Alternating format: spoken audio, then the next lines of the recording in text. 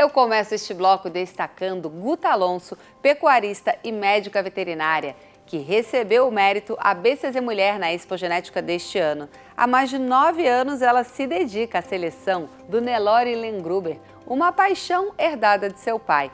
Após a morte dele, Guta assumiu a gestão da Fazenda Elge, em Mato Grosso do Sul. Ela reposicionou a marca no mercado e fortaleceu parcerias. Hoje, Guta continua a honrar o legado familiar, com foco na excelência genética da raça Lengruber. Antes do nosso bate-papo, vamos conhecer um pouquinho mais sobre ela? Guta Alonso nasceu em Bragança Paulista.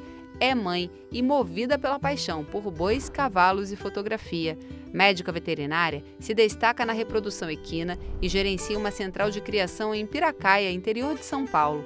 Além disso, também atua em pesquisa na USP. À frente da Fazenda Elge, Guta se dedica à seleção do Nelore Lengruber. Participa do Conselho de Programa Embrapa Geneplus e de várias associações do agro. Para Guta, ser protagonista da sua história significa seguir com amor e compromisso, valorizando quem a acompanha nessa jornada. Obrigada, Guta, pela sua participação aqui com a gente. Já comecei a sentir que é uma história aí de superação, né? Muito obrigada pelo convite, é um prazer enorme estar aqui com vocês para contar um pouquinho da minha história e da minha paixão pela pecuária. Pois é, a gente já começou ali mostrando que você herdou essa paixão do seu pai, né? E assumir uma fazenda num momento tão difícil, Guta, como é que foi esse momento? Eu acho que o grande desafio que eu tive, mais do que a perda repentina do meu pai, ele era muito jovem, ele tinha 59 anos, foi que eu estava com uma neném recém-nascida de 6 meses e eu acabei tendo que assumir toda a gestão da fazenda e da família nesse momento, né? Então, se eu não tivesse uma equipe, uma rede de apoio grande, eu não teria dado conta de tocar em frente, mas com certeza ser mãe. Eu trabalhava só com os cavalos, eu não estava mexendo na pecuária, então foi uma mudança de vida completa esse assumir a Fazenda Elge, mas que tem sido uma delícia esses últimos 9 anos de muitas novas amizades, muitos novos desafios, mas que com certeza é uma grande paixão na minha vida hoje. E conta pra gente como é que você conseguiu reposicionar essa marca no mercado, né? E fazer com que ela continuasse crescendo.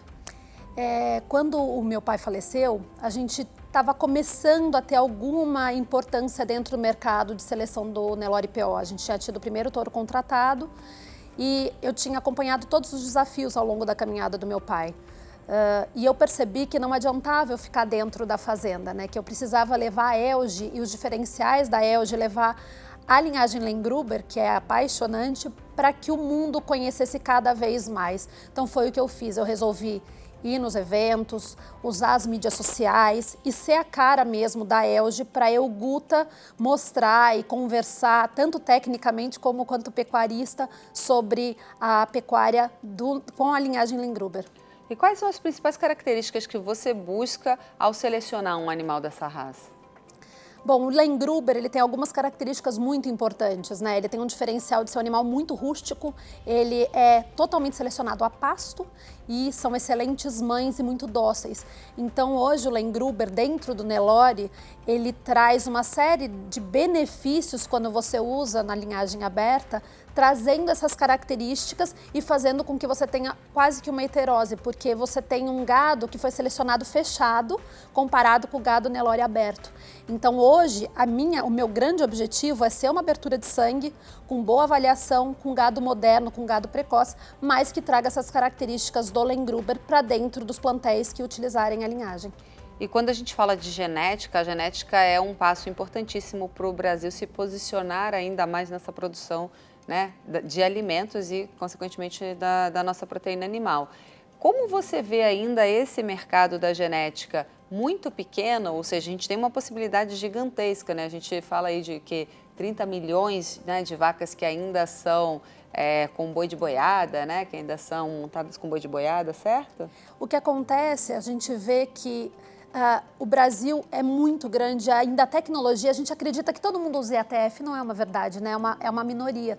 Então a gente, como semeador de genética, né? A gente tanto vende sêmen quanto a gente leva os nossos touros repassadores para esses plantéis. A gente tem que ter muita responsabilidade.